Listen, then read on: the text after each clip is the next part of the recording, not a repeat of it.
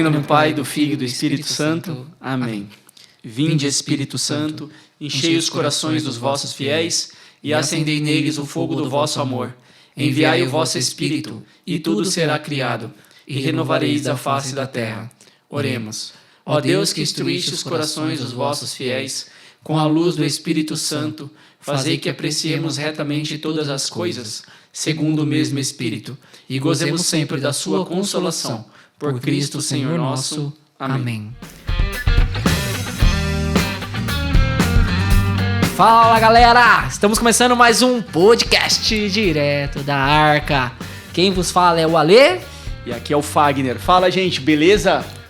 Pô, faz tempo que a gente não grava, né, meu? Um pouquinho, hein, meu? Faz tempo. A gente tá um tempão sem divulgar os episódios aí, porque também por essa questão de pandemia e tudo mais, a gente tá espaçando bem mais os episódios. Sim. Até por segurança de todo mundo, e aí por isso que a gente segura um pouquinho. Mas daqui a pouco sai um monte de episódio de uma vez. E comentando aí, já aproveitando, né, o embalo, temos já um episódio gravado e vamos pro segundo episódio do Atos dos Apóstolos, tô certo? É isso, tá gravado. Quem estiver ouvindo isso aqui já vai ter ouvido o outro, já com certeza. Com certeza. Mas só pra vocês entenderem, o outro foi gravado já tem um tempo. Vamos continuar daqui na história, acho que vai ser legal pra todo mundo. Vamos com tudo. E vamos aí. O mais engraçado é que nós estávamos comentando aqui antes de iniciarmos, né, sobre Saulo, né? Que todo mundo corria do cara, mano. Você é louco? Aí tá chegando, gente. Tá aí perna pra quem te quer, o famoso perna pra quem te quer. A gente terminou o último episódio falando da morte de Estevão, né, cara? E Saulo era um personagem ali na morte de Estevão.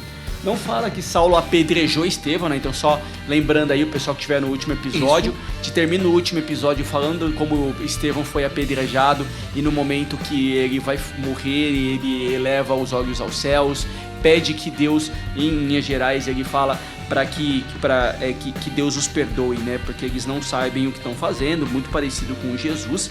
E ele diz, né?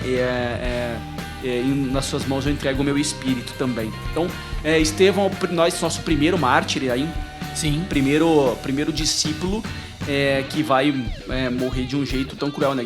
Ele era um ancião escolhido pelos apóstolos. Só lembrando um pouquinho no último episódio, lembra que a comunidade tinha crescido muito, os 12 apóstolos não estavam dando conta já estava... das pessoas, eles nomearam anciãos. Entre esses anciãos tinham alguns, né? Todos eles eram helenistas, né? Então assim, a gente tem um judeu que não é de Jerusalém, vamos dizer assim, com outras influências da região.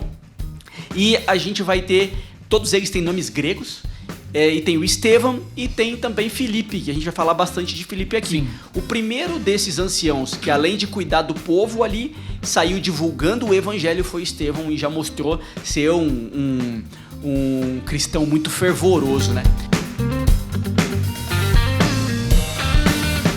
E sabe, Ale, esses dias eu tava com uns amigos conversando, né? E eu tinha dado catequese no dia anterior, certo, falando sobre graça e falando sobre essas coisas. Aí teve um negócio que, assim, que a gente estava falando que Paulo vai dizer muito que o céu não é mérito, né? Sim. Céu não é mérito. Você não vai no céu porque você fez um monte de coisa legal e aí você ganhou um troféu. Tipo, parece que eu tô numa corrida, né? Eu preciso ser um menino bom, uma pessoa boa, e se eu for uma pessoa boa, lá na soma dos meus pecados, até ensinaram isso, né? Deus vai lá, não sei, na soma dos pecados ali, das coisas boas. Você 10 coisas boas e 8 coisas ruins. Não sei o que, pesa aqui, então você ganhou o céu como troféu. Paulo vai falar muito que o céu não é mérito, porque o ser humano, por conta própria, não conseguiria ir ao céu de jeito nenhum. Santo Agostinho também vai falar disso. E aí você tem uma questão que é o seguinte, a gente estava conversando, que estava dizendo assim, não, a pessoa tem que evangelizar, né? Ela tem que evangelizar para ela estar com Deus. E eu até estava lendo um livro esses dias, que se chama Dom Estevão também, coincidentemente, muito recente, 1990, agora escreveu um livro.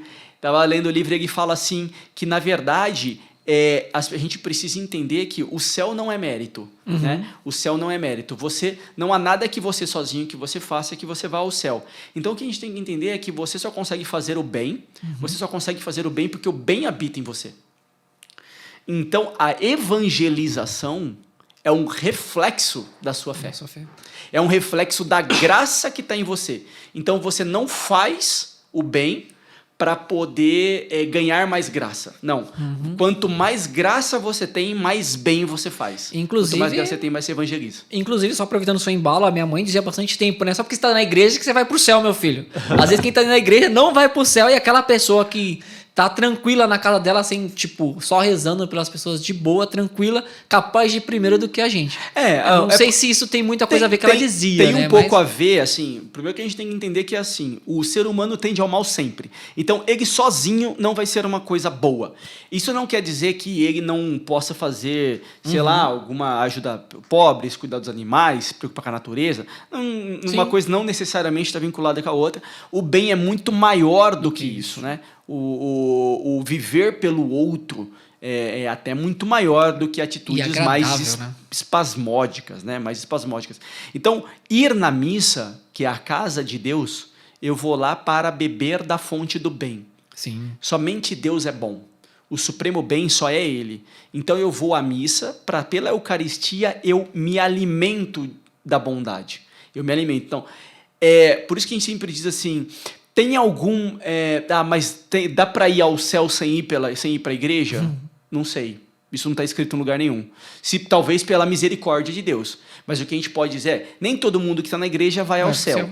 Nem todo mundo que está na igreja vai ao céu. Mas todos, no que a gente aprendeu, que foram ao céu, passaram pela igreja. Então lá é a fonte do bem. Mas vamos lá agora direto ao assunto aí de uma forma bem clara e objetiva, como a gente sempre fez nos nossos podcasts, né? E creio que a galera esteja gostando aí. Inclusive, estamos esperando comentários de vocês nas nossas páginas, né? Que é no podcast Direto da Arca. Temos no YouTube podcast Direto da Arca também. No próprio pode colocar comentário aí no Spotify, a gente coloca os endereços para e-mail, para Instagram e tudo mais. Podem interagindo com a gente, galera. E para começarmos eu já vou começar com uma coisa bombástica. No início nós falamos que Estevão foi apedrejado e tudo mais. E no finalzinho de que ele expirou pela última vez e foi aos céus, né? Sim. Tá dizendo o seguinte, capítulo 8, versículo 1, já diz assim: e Saulo havia aprovado a morte de Estevão. Como você mesmo falou, ele é um personagem ali naquele momento, mas como assim? Já conta pra nós esse primeiro início, pra nós já dar um pontapé em tudo. A gente tem... Saulo estava ali, né? Então ele está na cena. Saulo está na cena, ele está assistindo. Tanto é que antes do apedrejamento, os judeus vão e colocam os mantos aos pés de Saulo, né? Como assim, vou tirar minha blusa aqui para ir para a briga. Então o cara tira a blusa e põe nos pés do Saulo. Então Saulo está assistindo a morte acontecer. Essa é a aprovação. A aprovação, né? A gente não sabe se ele ficou ali aplaudindo, incitando os outros. A gente ou não sabe vai, briga, ou ele simplesmente deixou aquilo acontecer. Ele não se opôs. É importante a gente entender por que Lucas está fazendo isso, tá? Certo. Primeiro que o Atos dos Apóstolos está escrito uns 40 anos depois da morte de Paulo já. Então, o Atos dos Apóstolos, quando ele foi escrito, ele está uns 40 anos após a morte de quase todos os personagens que estão aqui. Ou seja, todos já partiram essa história já era conhecida por todo mundo. Lucas está ali escrevendo alguns detalhes. Então, o que ele dá uma carregada na tinta, né? Lucas dá uma carregada na tinta de Paulo, assim, Paulo sendo um cara muito mal. Já desse lado aqui, né? Não defende os apóstolos de jeito nenhum, não defende os discípulos, não está preocupado com a igreja. Depois a gente vai mais para frente até o que ele faz, porque a gente sabe que Lucas lá na frente está preparando uma conversão. Entendi. Então, ele vai mostrando um cara muito inclinado à maldade, para depois ele mostrar um paradoxo absoluto. O poder de Deus transformando da água para o vinho. Legal. Da água para o vinho, literalmente. Então, Saulo está ali. Ele, de fato, está assistindo tudo. Tanto é que, já ainda no versículo 1, você vai ver que naquele dia rompeu uma grande perseguição contra a comunidade dos judeus. Sim. Todos se dispersaram pelas regiões da Judéia e da Samaria, com exceção dos apóstolos. Entretanto, alguns homens piedosos trataram de enterrar Estevão e fizeram grande pranto a seu respeito. Saulo, porém, devastava a igreja, entrando pelas casas, arrancava delas homens e mulheres e os entregavam à prisão. Aqui, cara... Naquele momento ele já estava, já entrou ali, matando todo mundo, no caso? Sim, ele já está perseguindo. Quis fazer o... Sim, ele está...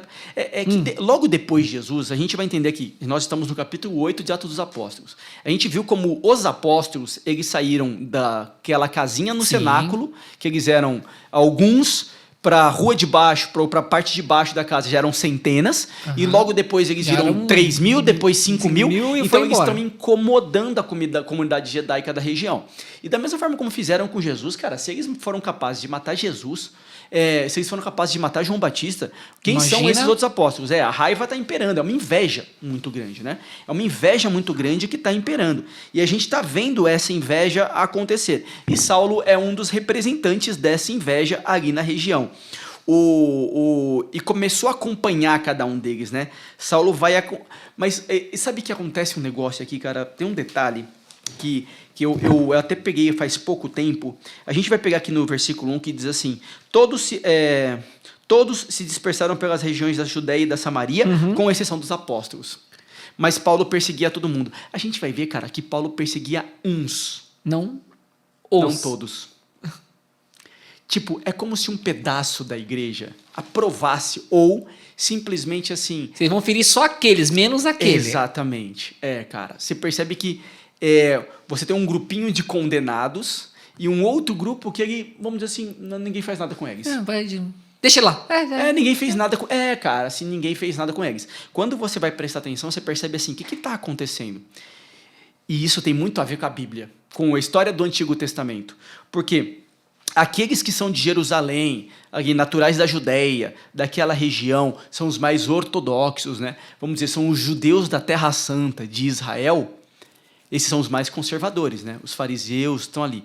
Com esses ninguém mexe. Entre eles os apóstolos. Então, eles estão perseguindo os helenistas, que são os judeus que são das outras regiões. É como se fosse assim, uma lógica do tipo, meio ascética, né? Eu vou... esses que estão vindo de fora, que estão causando problema aqui. Os meus que já quem moram já está aqui dentro... quem já era do nosso grupo e começou a seguir a Jesus, tá bom. Com eles a gente não vai perturbar, não. Vamos. Mas daqui a pouco eles agora... desistem. Mas essa galera que está vindo de fora, mesmo sendo judeus, esses helenistas, estão de fora da Terra Santa, de Israel, cara, são esses caras que estão atrapalhando. É como se fosse assim, eles são a laranja podre. Então Paulo quer caçar esses caras de fora. Sabe qual é o problema? Assim, Lucas não dá a entender que os judeus, que os apóstolos que estão em Jerusalém começaram a proteger esses outros arredores. Deixou Ele tipo, não dá rolar. a entender isso. Deixou rolar. Também não dá a entender que deixou rolar. Ele só disse que assim, você viu, os apóstolos permaneceram em Jerusalém e os outros foram perseguidos. Mas é porque, cara, Lucas quer mostrar uma outra coisa. Lucas, ele está pouco interessado em conflito. Ele quer contar só a história mesmo, Teve né? muito conflito aqui. Tanto é que a gente já tá vendo, cara, Estevão foi assassinado, cara. Sabe aquela comunidade arrumadinha, bonitinha, que todo mundo vendia as coisas, colocava no pé dos apóstolos, não sei o quê? Isso já começou a desfazer, cara. Isso já não tá tão legal assim. Rindo da desgraça dos outros aqui, gente. Assim, cara, assim, é como a gente fala assim, na minha igreja tem um monte de gente que talvez não seja, sei lá, tão cristão assim. Isso já estava acontecendo na época. De algum jeito, entendeu? Então já tinha alguns conflitos. As picuinhas já estavam ali. As picuinhas, alguns conflitos já estavam acontecendo. Por quê? Porque os apóstolos começaram a se espalhar. A gente vai pegar exatamente isso aqui, ó. E aí, olha o que a gente pega, né? Os apóstolos permanecem em Jerusalém. Ali no versículo 5, você vê que Felipe desce à cidade de Samaria pregando-lhes Cristo. Tá, Lucas para um pouco a história do conflito, tá bom, Saulo tá caçando a galera. Deixa lá, e ele quer, o intuito dele aqui é mostrar a força da igreja, a força do Espírito Santo. Então ele fala, tá bom, beleza. Saulo estava lá, devastando a igreja.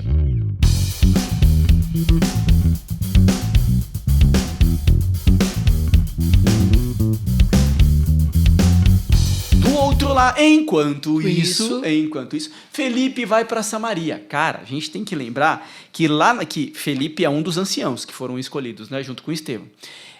Foram escolhidos pelos 12 apóstolos. Ele está aqui sozinho, né, ele vai para Samaria.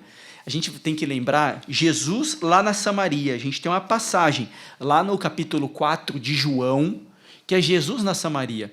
Na Samaria viviam justamente as pessoas que, vamos dizer assim, tinham várias misturas religiosas. O nome disso é sincretismo. Misturas religiosas. Ou seja, Samaria estava longe de ser um lugar puro da religiosidade desse Deus. Era um lugar muito misturado. E Felipe vai justamente na Samaria. Então, Lucas vai dizer, Felipe vai justamente na Samaria. E aí, você vê no versículo 6, ó, a multidão estava atenta ao que Felipe lhes dizia, escutando unanimemente e presenciando os prodígios que ele fazia. Cara, Felipe lá na Samaria, ele já estava exorcizando.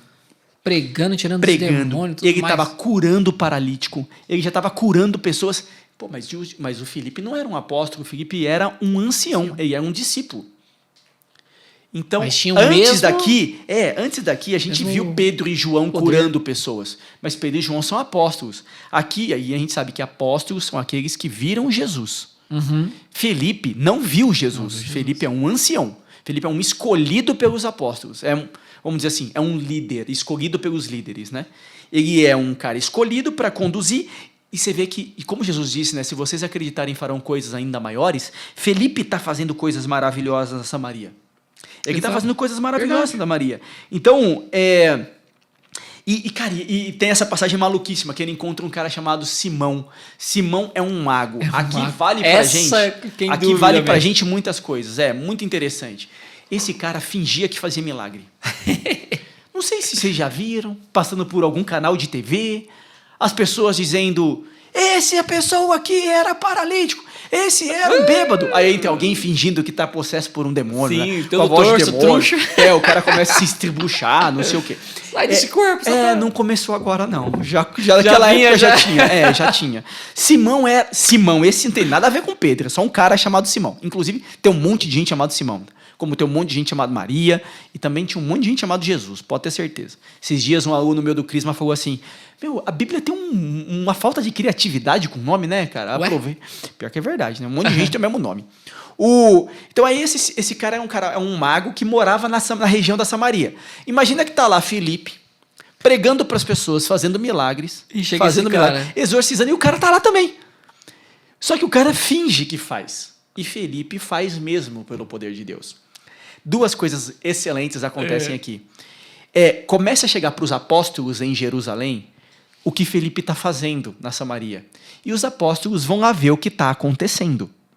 E justamente quem é que vai ver o que está acontecendo? Pedro e João. Lógico.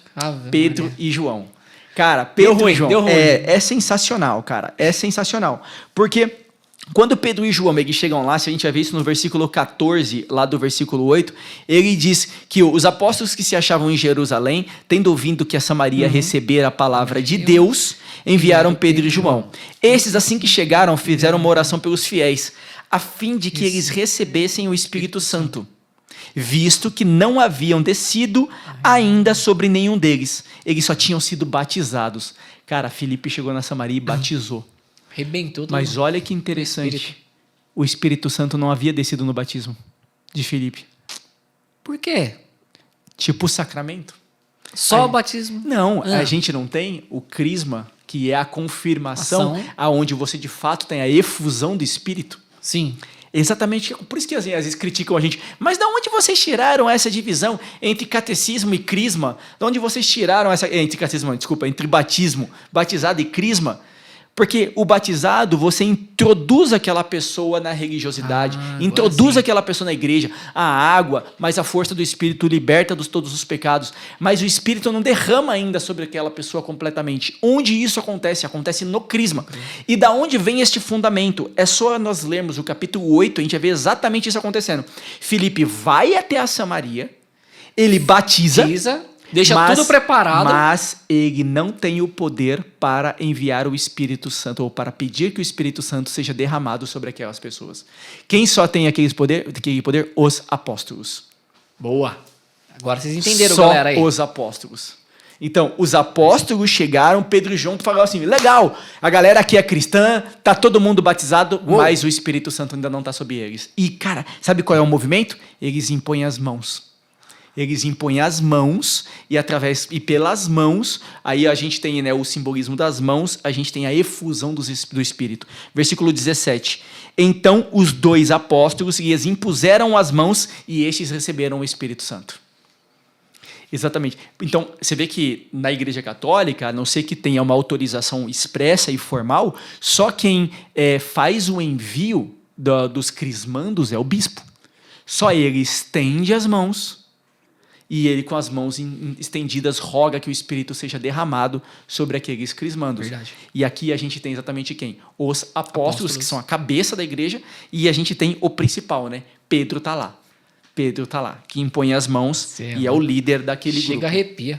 Então, de lá que veio tudo várias coisas para a gente aprender aqui. E nesse meio do caminho, Simão, o mago, está assistindo. E ele viu, versículo 18, quando Simão viu que se dava o Espírito por meio da imposição das mãos dos apóstolos, ofereceu-lhes dinheiro, dizendo, dai-me também este poder, para que todo aquele a quem eu impuser as mãos receba o Espírito. Cara, só que não diz aqui o que essas pessoas estavam fazendo de maravilhoso. Porque, muito provavelmente, depois que os apóstolos estenderam as mãos sobre aquelas pessoas, alguma manifestação extraordinária aconteceu. Será que não pode ter sido a oração em línguas, algo desse estilo? Alguma manifestação dos carismas aconteceu, porque a infusão do Espírito ela é precedida de manifestações dos carismas. Alguma manifestação de carisma deve ter acontecido, porque Simão olhou para aquilo e falou, pô, eles estão fazendo alguma coisa maravilhosa. Ele viu alguma manifestação acontecendo. Tanto é que ele diz, me ensina a fazer, eu te dou todo o dinheiro do mundo. E aí Pedro vai falar para ele no versículo 20, né? Maldito seja o teu dinheiro e tu também, se julgas poder comprar o dom de Deus com dinheiro. Cara, isso vale muito pra gente. Quantas vezes você está assistindo, principalmente cultos, que eu não vou nem chamar de protestante, porque muitas dessas igrejas não são nem cristãs. Elas se dizem cristãos. Se dizem. Elas se fantasiam de cristãos para tentar roubar o dinheiro das pessoas, para tentar iludir as pessoas. Eles não são cristãos. Eles são seitas, como a gente vê um monte destas por aí. Só você ligar o teu canal de TV e ir buscando. Por que eles pagam canais de TV e ficam o tempo inteiro buscando o dinheiro das pessoas? Eles querem iludir os outros. Uma das formas mais fáceis de você roubar o dinheiro das pessoas é através da religião. Porque normalmente, principalmente, tem duas formas de você se converter, né? Algumas formas de você se converter. Ou você se converte, você tinha ali uma tradição dentro da sua casa, e uma religiosidade, aí você segue e seus pais, né, frequentavam exerciam aquela religião, e você vai junto com os seus pais. Isso é uma forma. Sim. A outra, e aí você conhece Deus de um jeito mais caseiro, né? Dentro da tua casa você vai tendo o amor a Deus. Então, isso é uma possibilidade. Agora, a forma mais comum de você converter, sabe qual é? É na dor. E por quê? A partir dos seus 30 e poucos anos, você tende a começar a experimentar dores. E dores complexas de alma. Por quê? A partir dos seus 30 anos, é comum que pessoas queridas tenham morrido. É comum que amores muito incríveis tenham desaparecido. Você já começou a ter desilusões e sofrimentos na sua vida. Você começa a se questionar do tipo, o que Deus quer de mim? Qual é a minha missão aqui na vida? Por que eu tenho que fazer isso? Ou por que eu passo por tanto sofrimento? Estou sempre na igreja, não sei o quê. E aí, cara, é a hora que você não encontra respostas em você. Se alguém soubesse aproveitar disso, ele te dá um ombro amigo como se fosse um consolo, e através desse consolo ele te explora. Então, na neurolinguística, isso é uma coisa muito comum. Você pega uma pessoa em sofrimento e dentro daquele sofrimento você oferece uma pseudo-ajuda. Por isso que, assim, a gente vê muito, acontece com muitas pessoas, né, não com todas, mas com algumas pessoas, que ela vai para o espiritismo ou para essas outras religiões que conversam, entre aspas, com espíritos que estão no além, porque, na verdade, ela não está superando a perda da mãe, do pai, do marido, da esposa, dos filhos, que são dores terríveis de luto. Ela não consegue superar e essa conversa com o transcendente, aonde eu vou me reencontrar com a pessoa que faleceu, está do outro lado da cortina, me traz um certo consolo. É muito fácil você iludir uma pessoa quando ela está em dor. E todas as pessoas estarão sofrendo em algum momento da vida. É só você estar esperto, ávido por perceber esse momento do sofrimento e você se apodera dela. Nessa hora, se você oferecer o consolo correto, a palavra correta, você pega o dinheiro que você quiser. você pega o dinheiro que você quiser. Porque qualquer pessoa daria qualquer dinheiro do mundo para sair do poder sofrimento. Não resolver. à toa, você ouve tantos cultos para empresários falidos. O empresário falido, ele não deve ter desespero maior na vida do cara, além, obviamente, de perder filhos e tudo mais, do que o cara estar falido. Porque ele não tem como sair daquele negócio.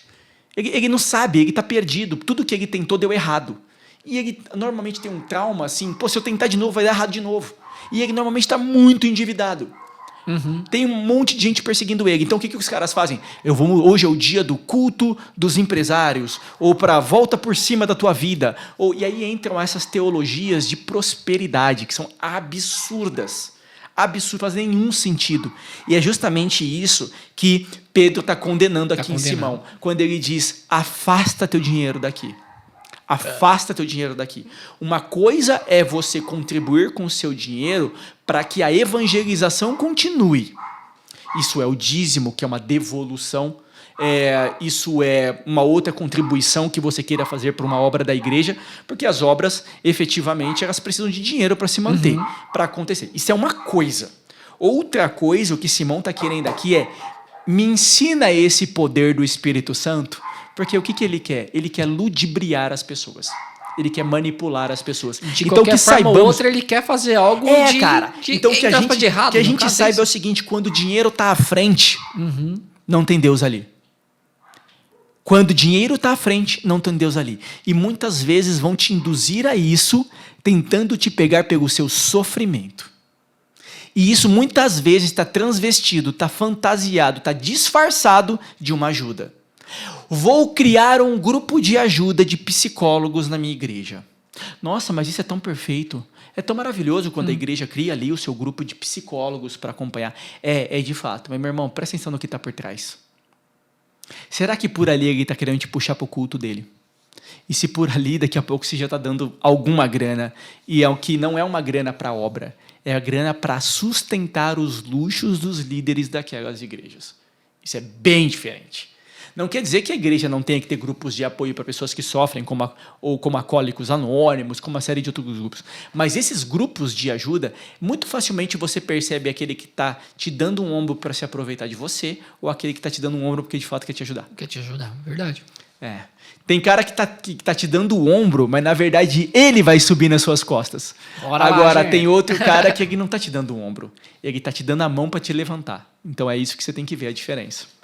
Muita gente pode estar querendo te enganar. E tem que estar esperto mesmo, né? De repente está num problema tão grande que você não consegue nem mais sair do problema e aproveita esse momento que seria de ajuda e acaba te deixando mais para baixo e você nem está percebendo. Exatamente, Ale. Exatamente.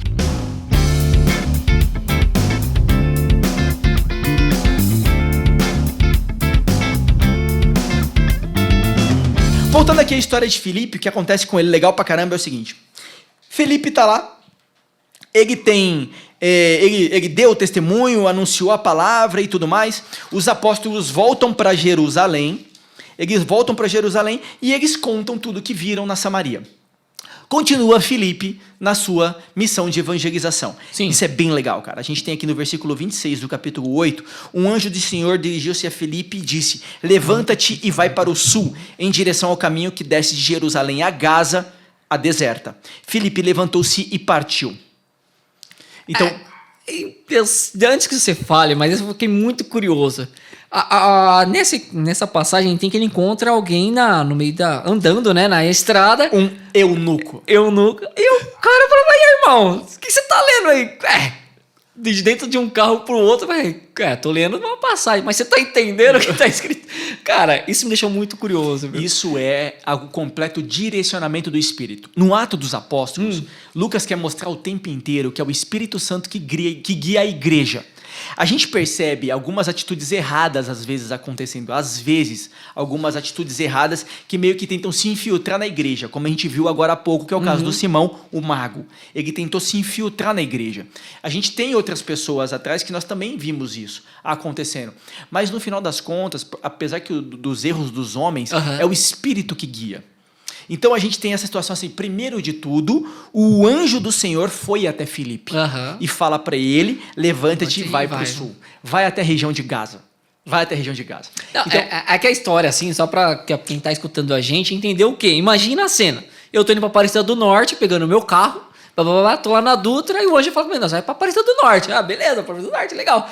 Tô lá. Daqui a pouco para um carro do meu lado e falo pro cara, ó, mano, o que você tá lendo aí? não, cara, mas E aí aí? o que a gente tem que entender é o seguinte, algumas coisas assim, por exemplo, se você olha no mapa, você não tem você não atravessa nenhum deserto Certo. em nenhum caminho entre Gaza e Jerusalém.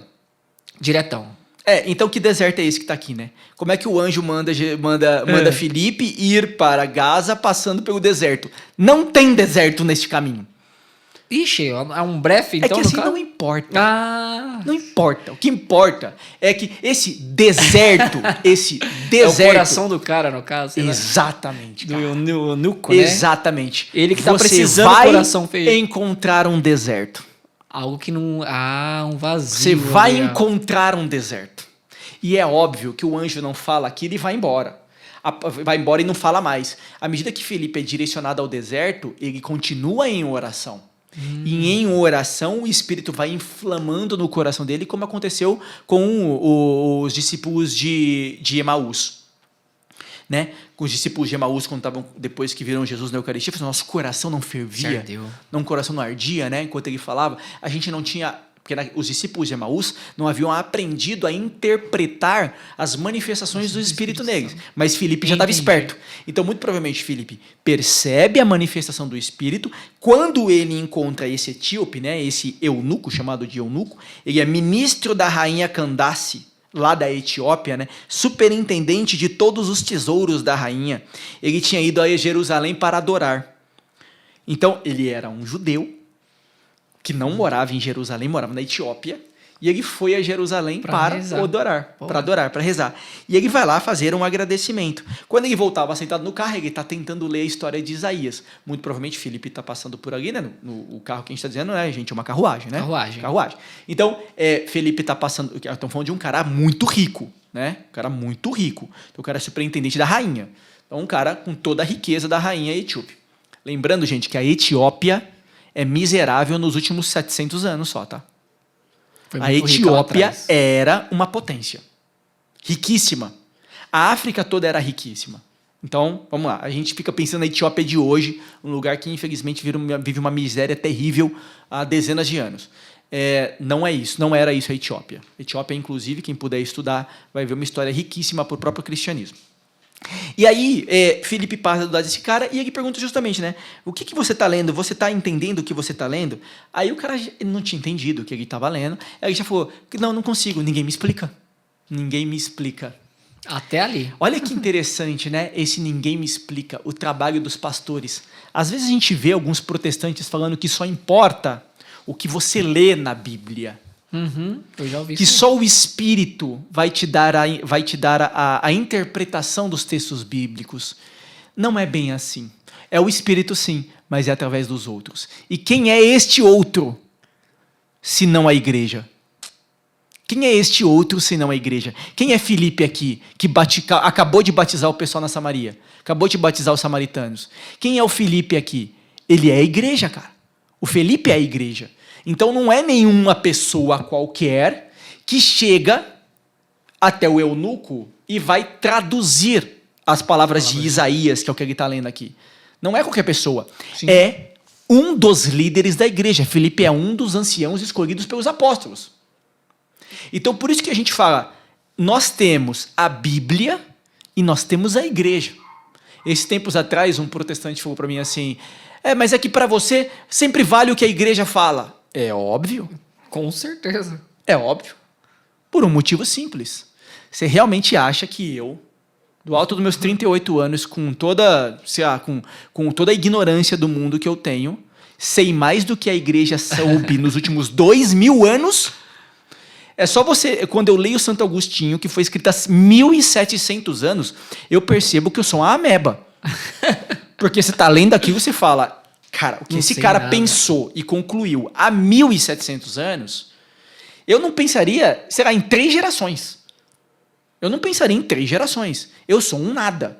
Então, é óbvio que eu confio à igreja ao meu entendimento. É óbvio.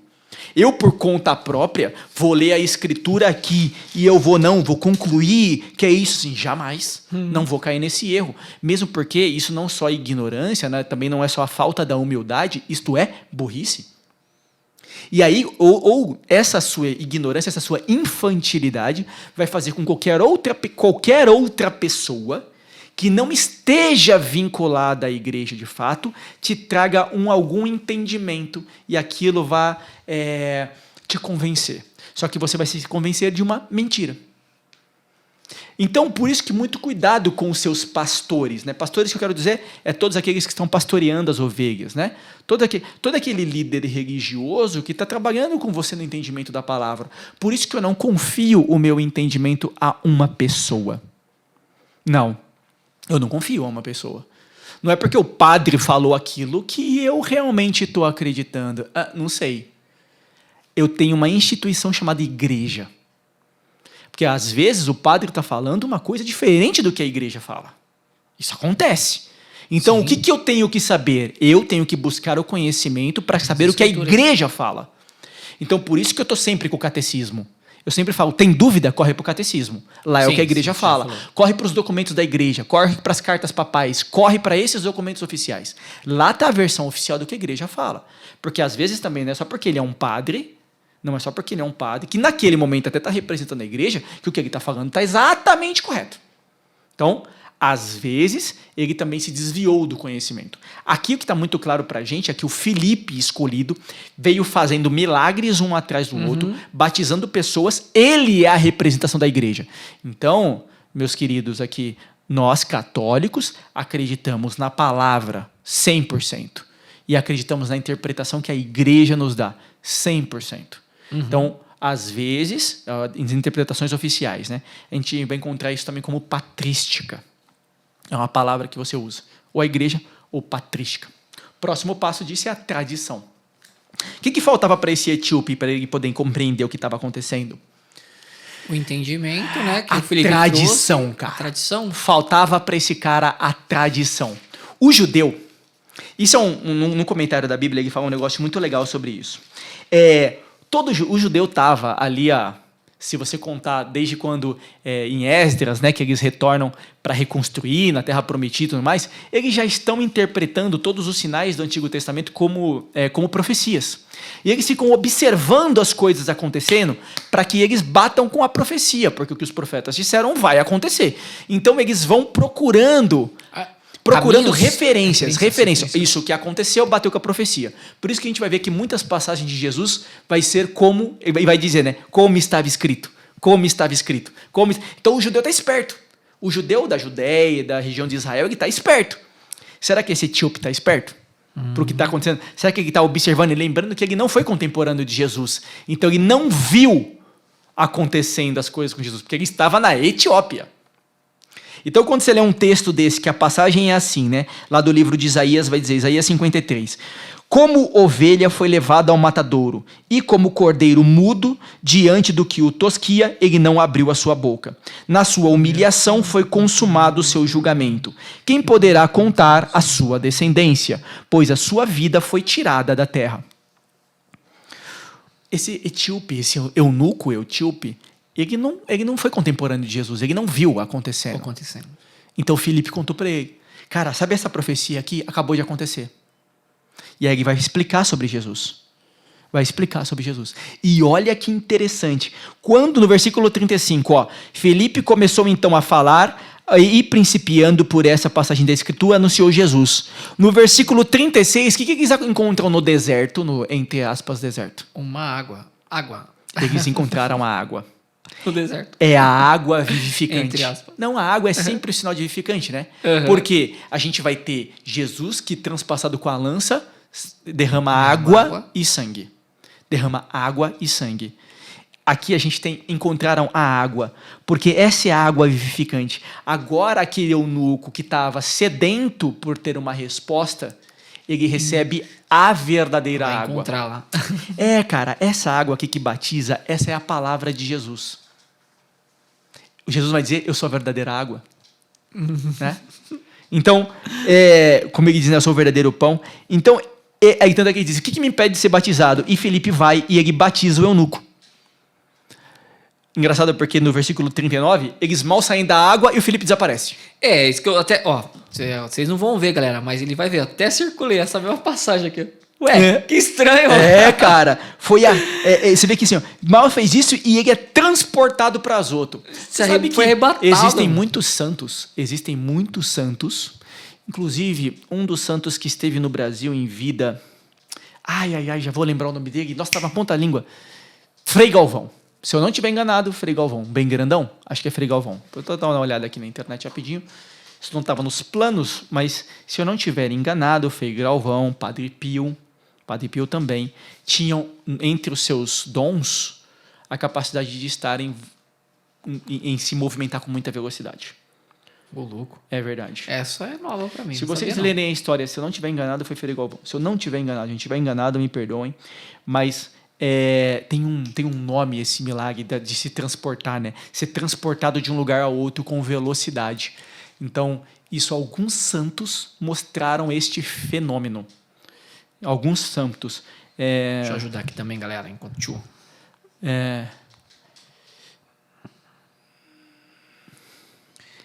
Alguns santos. Eu não... Dei uma pesquisadinha aqui rápida, mas eu não encontrei. Mas a gente tem algumas coisas, tipo como se fosse um dom de teletransporte, sabe? Bilocação. Exatamente. Valeu, produção. A produção aqui, Bilocação. Então, procure depois aí dons especiais de Frei Galvão. Eles manifestam esse dom. Padre Pio também tem bilocação. Então, isso é bem interessante. Alguns santos da igreja manifestaram esses dons. Depois procurem aí, vale a pena, tá, gente? Aconteceu isso com Felipe, e ele é mandado para Azoto. Ele vai para outro lugar. Então, passando além, ele pregava o evangelho em todas as cidades, até que ele chegou em Cesareia. Então, beleza, uma passagem com Felipe, vai lá, cara. Ele pregou na Samaria, batizou, curou gente, expulsou demônio, brigou com um mago, encontrou eunuco, foi no deserto que não era deserto, que na verdade era deserto de alma, depois se bilocou, foi para outro lugar. Felipe foi o cara. Felipe foi o cara. Vamos para a próxima.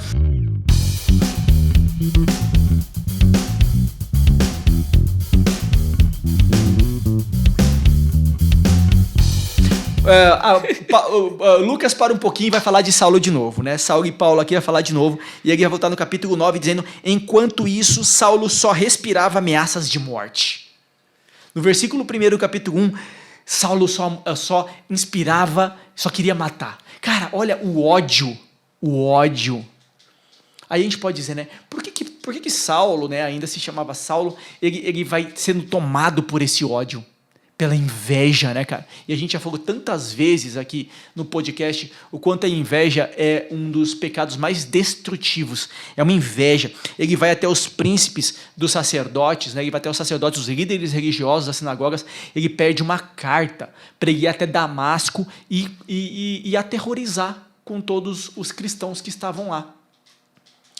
Eu acredito que ele mobilizou um certo exército para isso, né?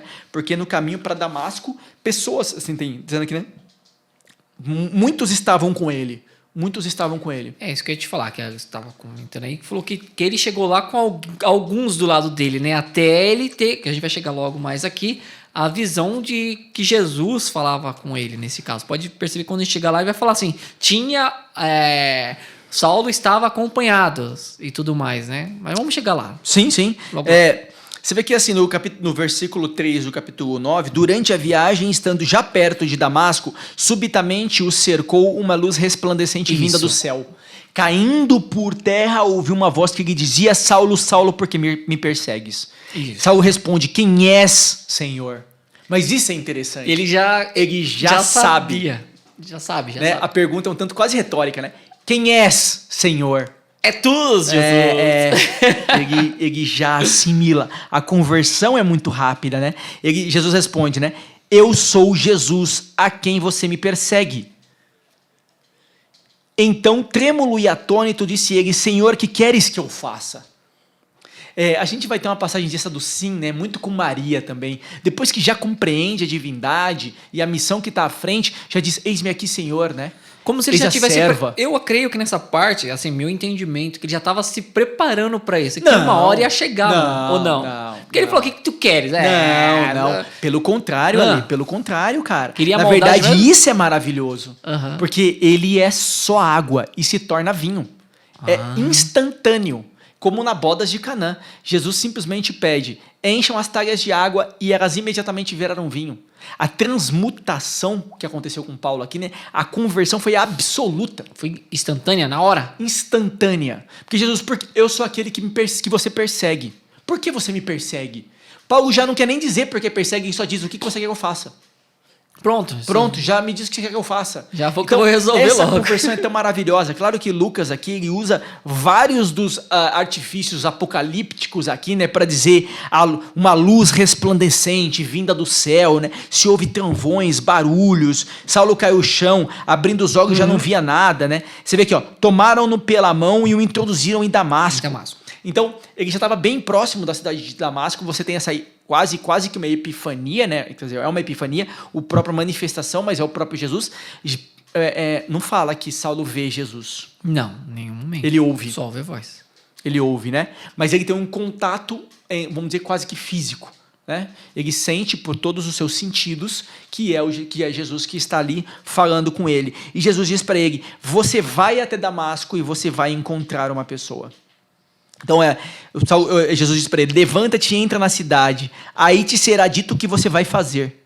Aí tá, o versículo 7, os homens que o acompanhavam enchiam-se de espanto, pois ouviam perfeitamente a voz, mas não viam ninguém. Mas não viam ninguém. Então a manifestação aconteceu com Paulo, esses caras ouviam a voz, mas era direcionado para Paulo.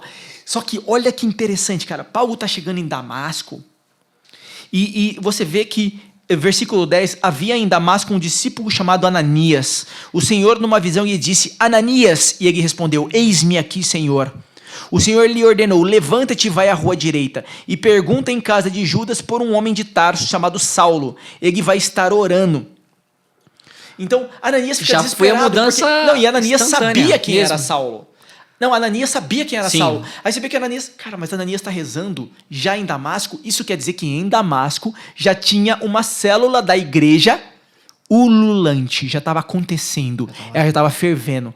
Você já tinha Ananias, que era um dos líderes da igreja de Damasco. Porque já tinha se expandido, para falar a verdade. Muitos lugares. Já estava se expandindo. Então, quando Saulo pediu para ir a Damasco... Por que Saulo pediu para ir a Damasco? Muito provavelmente porque Damasco já estava sendo um centro de desenvolvimento. E Damasco era uma enorme cidade. Então, ali a gente já tinha uma comunidade em movimento. Já tinha uma comunidade em movimento. No caso... Bom, agora você tocou numa coisa que me veio no pensamento. Você acha que Saulo estava indo para lá também para poder aterrorizar todo mundo nesse caso? E nesse meio do caminho, Jesus falou, opa... Não, mas era o que estava fazendo. Peraí, agora sim. Tá na hora da gente tocar o barco aí para outro lugar. Cara, eu acho que a frase, pra gente entender em relação a isso, tá assim, ó. Quando Ananias no versículo 13, ele fala assim, Senhor, muitos já me falaram desse homem, quantos males fez aos teus fiéis em Jerusalém. E aqui ele tem poder dos príncipes dos sacerdotes para prender a todos aqueles que invocam o teu nome. Mas o Senhor lhe disse para Ananias, vai, porque este homem é para mim um instrumento escolhido, que levará o meu nome diante das nações, dos reis e dos filhos de Israel. Eu escolhi esse homem. Isso eu acho que é uma coisa muito importante para a gente refletir, cara. Existe o livre-arbítrio, né? Existe o livre-arbítrio, de fato existe. Você escolhe, você direciona os seus caminhos. Sim. Mas eu acho que vale uma reflexão, e isso não está em nenhum relato da igreja, eu vou falar por mim mesmo. Me perdoem quem estiver ouvindo e também pode me contestar, sem nenhum problema. Mas aqui é importante como Paulo e muitos outros homens, eles são tomados por Deus. Sim. Neste momento, Deus tomou. Você pode dizer o seguinte, mas então Paulo não teve mais livre-arbítrio, não teve mais capacidade de escolher? é como se... sim, é isso, mas não pelo lado negativo. Porque Deus derrama tanta graça em cima dele que ele já não consegue mais voltar a ser o que era. Para ele já é um escolhido, ele já é um instrumento. É como acontece com os anjos. Deus já escolheu aqueles anjos, eles já não conseguem mais deixar de amar. Aconteceu isso com Paulo e aconteceu com outros homens, com Pedro também, aconteceu com uma série de outros homens ao longo de toda a Bíblia. A gente vai perceber que Deus escolhe personagens específicos e naquele personagem ele derrama tanta graça, tanto do teu poder sobre aquela pessoa, que aquela pessoa simplesmente não consegue voltar as costas para Deus. Não dá. Paulo vai dizer várias vezes, né? Não sou eu que vivo, mas Cristo que vive em mim. Ai de mim se não pregar o evangelho. Né? Os espinhos que estão na minha carne. Né? Eu lutei o bom combate. É uma série de frases que ele vai falar já no final da sua vida, mostrando claramente que a partir daqui ele já não conseguia mais deixar de viver pelo evangelho. Acontece isso aqui. Então no versículo 15 e 16 do capítulo 9, isso é uma interpretação muito forte. Ó. O Senhor disse a Ananias, vai falar com Paulo, porque este homem é para mim um instrumento escolhido, que levará o meu nome diante das nações, dos reis e dos filhos de Israel. E no 16, cara, para mim é muito forte isso. Ele diz assim, ó, eu lhe mostrarei tudo o que terá de padecer pelo meu nome. Ou seja, eu vou mostrar para Paulo, não se preocupa com Paulo, porque eu vou mostrar para ele o tanto que ele vai sofrer por conta da igreja. O quanto ele vai sofrer. E cara, a gente vai ver daqui para frente, Paulo sofre muito e não desiste. Sofre muito e não desiste. Quanto mais ele sofre, mais ele ama. Quanto mais porrada toma, mais a gente cara, quer estar ali, né? Porque ele vive fruto do trabalho. Como a gente viu nos discípulos anteriormente, né? Quando os discípulos foram receberam a infusão do Espírito Santo, a gente percebeu que os discípulos, os apóstolos, cada vez que eles eram condenados, apedrejados, queriam bater nele, mais fervorosos eles ficavam. Mais fervorosos eles ficavam. A mesma coisa começa a acontecer com Paulo. Então a gente vê assim, no versículo 17, o Ananias entra na casa, e o que o Ananias faz, cara? Impõe as mãos no Paulo. Impõe as mãos. Ananias aqui é a igreja. Né? E a igreja já caminhava em Damasco. Então, outro ponto importante. E automaticamente... Ponto importante. Ah, mas eu sigo aquele líder religioso, porque nem todo líder bom está na igreja. Paulo está na igreja. Se Ananias não fosse lá impor as mãos sobre ele, não ia acontecer nada. Não ia acontecer nada. Porque Deus deixa muito claro, a minha igreja é caminho para a sua salvação. Caminho para a salvação de Paulo também. Eu fico imaginando, tô mudando um pouquinho aqui, que eu fico imaginando quando a Ananias chegou na porta e falou assim, senhor, tem certeza? Tremendo, né? Tremendo. Tem certeza que esse cara já matou um monte de gente, cara. Tá perseguindo a galera aí, velho. Posso ficar aqui e voltar? Não, Ananias, tô mandando. Eu vou pedir mais não, agora eu vou mandar. Desesperador. É desesperador. E aí você vê que assim, ó, Ananias vai falar no versículo 17. Ele entrou na casa e impondo-lhe as mãos disse, Saulo, meu irmão, o Senhor, esse Jesus que te apareceu no caminho, enviou-me para que recobres a vista e fique cheio do Espírito Santo. Porque Paulo tinha ficado cego por conta de toda essa manifestação. O que é a questão de ser cego e enxergar, né? Todo milagre que está vinculado com voltar a enxergar é passar a enxergar a verdade. A verdade. Todo milagre, toda manifestação milagrosa que tem na Bíblia é um ensinamento. Ela não é só o milagre em si. Ela é para mostrar o poder de Deus para as pessoas em volta, mas também para dar um ensinamento. Você estava cego, agora você conhecia a verdade. Você enxergava as coisas de um jeito errado. Você enxergava erroneamente e agora eu vou corrigir.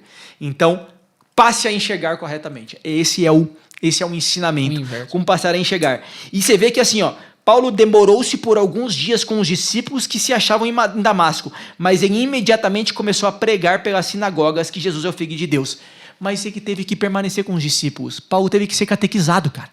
Ele teve que ser catequizado. Porque, beleza, Deus se manifestou para você, te contou as coisas, mas não quer dizer que ele já saiu virando um doutor em cristianismo, entendeu? Falando de Jesus com toda a propriedade do mundo. Não, ele teve que aprender a história, né? Cara. Ele foi sendo catequizado. Ó, só que ele incomoda. E a Todo mundo primeira tem medo coisa do no cara, versículo meu. 23... só que no versículo 23 o conselho dos judeus já resolve matá-lo. Não, a gente vai matá-lo. Vou matar, não tem o que fazer. Eu falei, E aí meu, a aproveitar gente- que ele tá bonzinho, agora é a hora. Cara, quando Saulo e os discípulos ficaram sabendo disso, no versículo 25, os discípulos, à noite, fizeram-no descer pela muralha de Jerusalém, pela Por um muralha, cesto. dentro de um De um cesto, cesto. muralha de Damasco, dentro de um cesto. O cara desceu num balde, cara. Pensa Rapel, cena, fez mano. rapel no balde, escondido de noite. Cara, a primeira vez que ele começou a falar de Jesus, já queriam matar ele. Não, ele tá ficando louco. Vamos Já aproveitar queriam matar agora ele. que... O que é bacana, né? Tem um negócio aqui no versículo 26, já logo em seguida, que é: chegando a Jerusalém, tentava ajuntar-se aos discípulos. Paulo vai a Jerusalém. Então, o que Paulo faz agora? Deixa eu ir até a fonte da igreja. Eu tive contato com a Deixa igreja eu mostrar de Damasco. que eu tô mudando, né? Eu tive contato Eu com a mudei. igreja de Damasco. Mas deixa eu ir para o centro da igreja, que é Jerusalém, e deixa eu ter um encontro com os apóstolos. Assim, tem muita controvérsia do que está no versículo 26 até 30, se essa viagem de verdade aconteceu. Porque Paulo relata uma viagem lá em Gálatas. Ele relata uma viagem em Gálatas, capítulo 1, versículo 18. Parece que não bate muito com esse relato que a Meio gente tem de 26 a 30. eu tava vendo Mas essa o que parte Lucas também. está querendo fazer, cara? Lucas está querendo mostrar a unidade. Paulo, em nenhum momento, quer pegar uma vertente diferente e montar uma nova igreja. Então ele continua volta assim. para Jerusalém, né? Ele volta para Jerusalém e ele vai se encontrar com os apóstolos, com a fonte verdadeira. Aqui em Atos dos Apóstolos, a história para um pouco sobre Saulo e vamos falar de Pedro.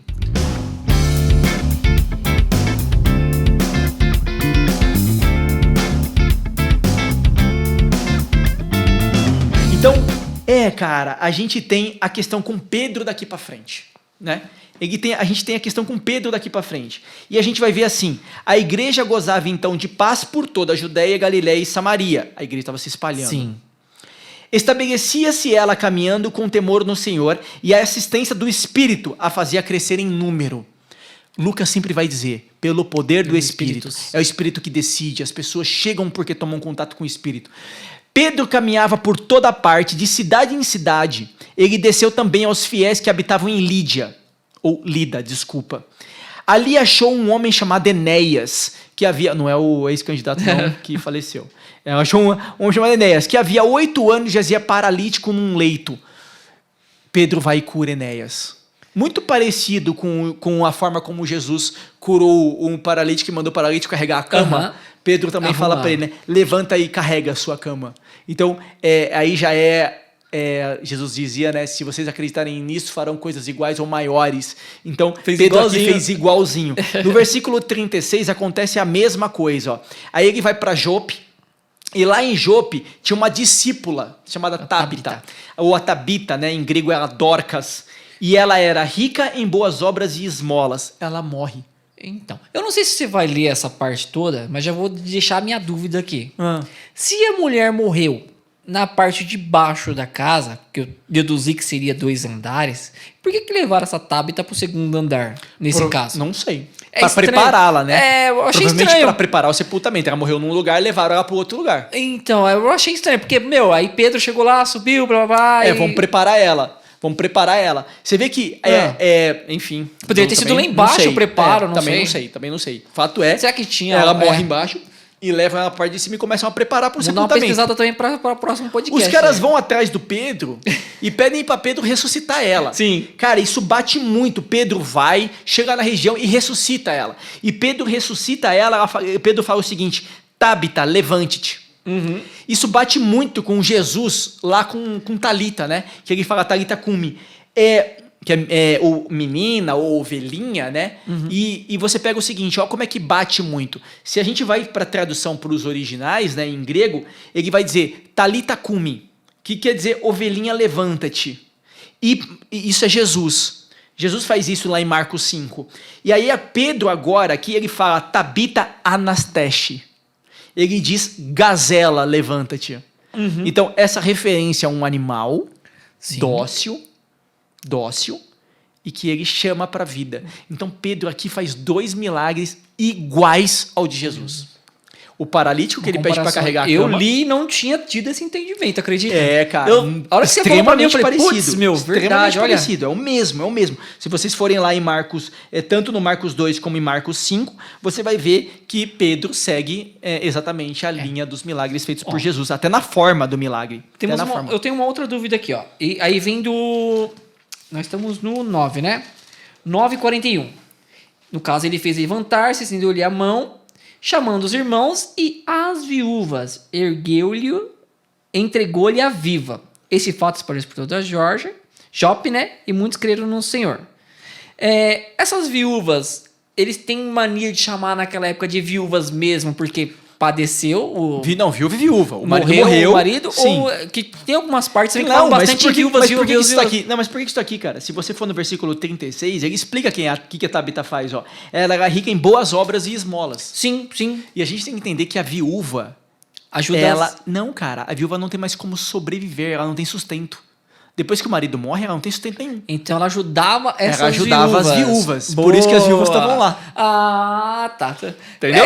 Então, são dúvidas que eu falei, mano, deixa eu já anotar aqui pra mim não se perder. E tenho certeza que pessoas também têm essas dúvidas. Não, cara, isso aqui é fenomenal. Depois do capítulo 10 com Pedro, a gente tem outra coisa. A gente tem que entender o seguinte, até aqui, os apóstolos, né, que é Pedro entre eles, que estão em Jerusalém, ele na maioria converte judeu mesmo. O cara é judeu e se converte. Só que a gente tem que entender que Jesus é para toda a nação, e não somente para os judeus. E aí, no capítulo 10, a gente tem Pedro.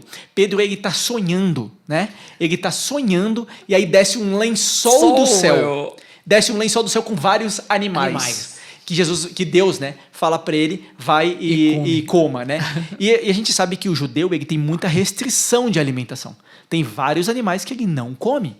Ele não come porco, ele não come répteis. Tem vários animais que ele não come. Então, todos aqueles animais que estavam lá, ele não come porque lá em Moisés, né, em todas as histórias, Deuteronômio Levítico também, a gente tem as regras de alimentação do judeu. E Pedro, como um judeu de nascença, ele vai dizer, não, senhor, eu nunca comi nenhum alimento impuro. E aí Deus fala para ele, né, em sonho, quem disse que as coisas que Deus criou são impuras? Né? Quem disse que as coisas que Deus criou são impuras? O que Deus purificou, não chame isto de impuros. Se isso está descendo do céu, por que você está chamando de impuro? Ali para Pedro, ele não tinha entendido o que era aquilo. O que será que está acontecendo? Só que no paralelo, a gente tem um centurião. Cara. Capítulo 10, versículo 1. Havia em Cesareia um homem por nome Cornélio. Ele era centurião da corte que se chamava Itálica. Era religioso, ele e todos de sua casa eram tementes a Deus. O que aconteceu com esse homem temente, né, que dava muitas esmolas ao povo e orava constantemente? Um anjo apareceu para ele e falou que ele deveria mandar os seus empregados até a cidade de Jope, que é onde Pedro estava, que ele acabou de ressuscitar a Tabita, que ele deveria mandar os empregados dele para Jope para buscar Pedro. E deveria trazer aqui homem para casa dele. Ele não sabia exatamente por quê. Mas o que ele pegou, os empregados dele, mandou até Jope e mandou trazer o Pedro. Pedro estava no outro lado da história, ele estava tendo essa manifestação, esse sonho, e em seguida chegam os empregados do centurião procurando. E aí ele diz, o que vocês querem? Né? Pedro refletia na sua visão e disse ao Espírito, o versículo 19, eis aí 3 homens que te procuram. Versículo 20, o Espírito falou para Pedro, levanta-te, desce e vai com eles, sem hesitar, porque sou eu quem os enviou. O que acontece aqui na sequência, a gente sabe bem, assim, depois vai lendo todo o capítulo 10, você vai perceber que Pedro chega na casa do centurião e você tem ali um monte de pagão, cara. Monte de pagão. E Pedro, ele toma a palavra e ele percebe, ele diz assim, em verdade eu reconheço que Deus não faz distinção de pessoas, Deus não faz distinção de pessoas. Ele percebe que ali Deus está querendo se manifestar àquelas pessoas. Exatamente. Ele diz, reconheço que Deus não faz distinção das pessoas. E aí, ele vai e catequiza. Ele conta sobre toda a história de Jesus e sobre Jesus para esse povo que está na casa de Cornélio, esses pagãos que estão lá. E aí Pedro fala assim, estando Pedro ainda a falar, o Espírito Santo desceu sobre todos os que ouviam a santa palavra. Os fiéis da circuncisão que tinham vindo com Pedro profundamente se admiravam, vendo que o dom do Espírito Santo era derramado também aos pagãos. Pedro não estava sozinho, tinha pessoas de Jerusalém com ele. E por serem judeus, esses de Jerusalém que estavam com Pedro eram circuncidados, que é uma marca do judeu. E uma marca do temor a Deus, da obediência a Deus. E eles perceberam que esses pagãos começaram a receber os dons do Espírito Santo. Inclusive começaram a falar em outras línguas. E uma grande, agora, chegamos já na parte, nós estamos praticamente, você pulou no 34, né? Mas só para entender uma coisinha aqui, que o Cornélio também estava em oração. Sim. Ele estava em oração por 4 dias. Alguma coisa ele estava clamando naquele momento. Será que era a libertação do povo dele ou da família dele de alguma coisa? Por isso que diz assim, só para concluir, que Cornélio estava a orar por 4 dias e na casa dele, na hora 9ª, quando pôs diante de um homem com vestes resplandecentes, que disse: Cornélio, a tua oração foi atendida e Deus lembrou de tuas esmolas. Então pode ser que seja isso, né? Que ele queria uma libertação da família, ou até mesmo dele, que ele estava querendo algo. Pode sim, cara, pode sim. O que a gente tem aqui de concreto assim, ó. Quando Pedro vai falar ali para ele no versículo 28, ele diz, né? Vós sabeis que é proibido a um judeu aproximar-se de um estrangeiro ou ir à sua casa. Uhum. Todavia, Deus me mostrou que nenhum homem deve ser considerado profano ou impuro. Isso. Por isso eu vim sem hesitar, logo que fui chamado. Pergunto, pois, por que motivo você me chama? Quando ele explicou, né? Cornélio no 30 explica, né, faz hoje 4 dias, que estava eu a orar em minha casa, a hora 9ª, quando se pôs diante de mim um homem com vestes resplandecentes e disse, a sua oração foi atendida e Deus se lembrou das tuas esmolas. Porque até então, em nenhum momento fala que Cornélio estava rezando por aquilo ou deixando de rezar por aquilo, né? Por isso mandei chamar-te logo e felicito-te por teres vindo. Agora, pois, eis-nos todos reunidos na presença de Deus para ouvir tudo o que Deus te ordenou a nos dizer.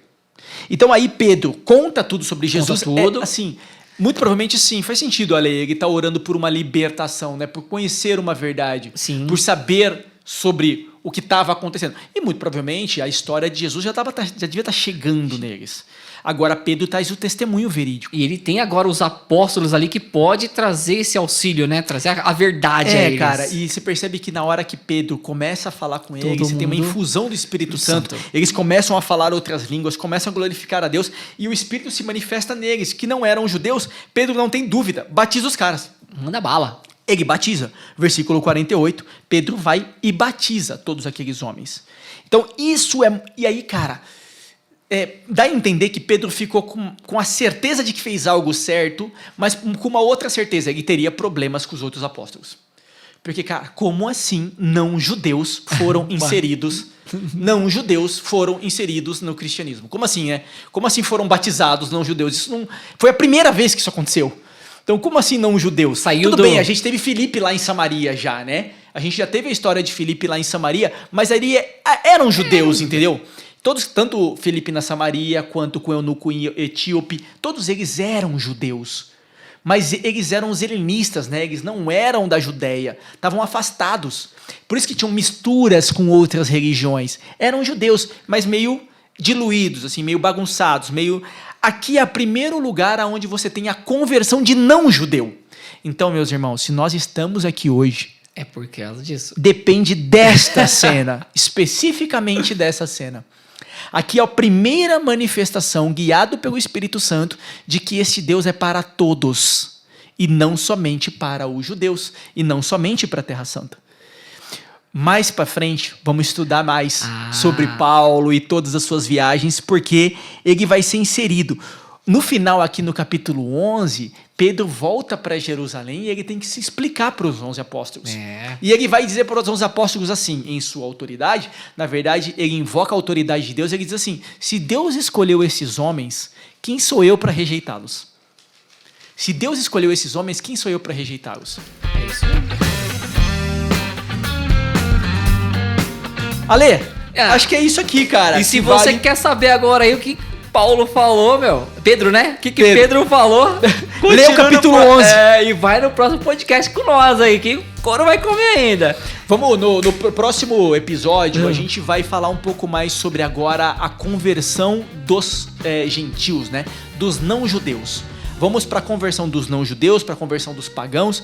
A gente vai contar como é que Paulo é inserido nessa história, porque a gente contou um pedacinho. Sim. E a gente vai saber que... A gente sabe que a história com Pedro, ela vai ali até o capítulo 15, no máximo. Dali pra frente, a outra metade do livro do Atos dos Apóstolos é só a história de Paulo.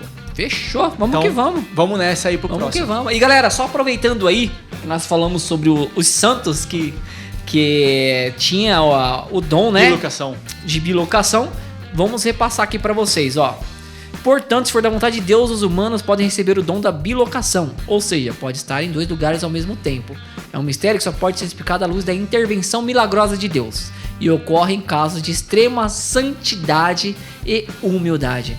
E segue os nomes: São Padre Pio, São Martinho de Porres, São João Bosco, Santo Antônio de Pádua, São Francisco Xavier. Muito bom. É isso aí, galera. Aqui... Obrigado, gente. Vamos com tudo. Vamos que vamos. Vamos encerrar então aqui. Então a gente fica com a intercessão de Maria Santíssima em nossas vidas. Amém. Ave Maria, cheia de graça, o Senhor é convosco. Bendita sois vós entre as mulheres, bendito é o fruto do vosso ventre, Jesus. Santa Maria, Mãe de Deus, rogai por nós, pecadores, agora e na hora de nossa morte. Amém. Então a gente encerra em nome do Pai, do Filho e do Espírito Santo. Amém. Não Obrigado, percam pessoal. o próximo podcast. Falou, Direto tchau, da tchau. Arca.